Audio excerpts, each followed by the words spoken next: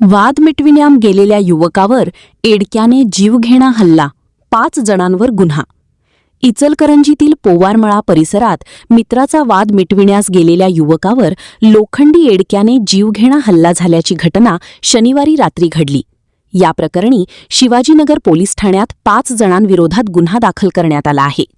जखमी अवधूत शंकर ढवळे, वय 26, राहणार संग्राम चौक यांनी दिलेल्या फिर्यादीनुसार प्रथमेश कोपारडे, विवेक साळुंखे, सागर गायकवाड, रोहित पुजारी व अल्तमेश, सर्व राहणार पोवारमळा यांच्यावर गुन्हा नोंद झाला आहे. हनुमान जयंती दिवशी झालेल्या जुन्या वादातून ही घटना घडली. वाद मिटवण्यासाठी ढवळे हे मित्रांसह जैन मंदिरासमोर गेले असता आरोपींनी त्यांना अडवून मारहाण केली. कोपारडे याने लोखंडी एडक्याने डोक्यावर, हातावर वार करून गंभीर जखमी केले, तर इतरांनी लाथाबुक्क्यांनी मारहाण केली. पुढील तपास पोलीस प्रदीप जाधव करत आहेत. सबस्क्राइब करा आणि परिसरातील ताज्या घडामोडी सर्वात आधी बघण्यासाठी बेल आयकॉनला क्लिक करा.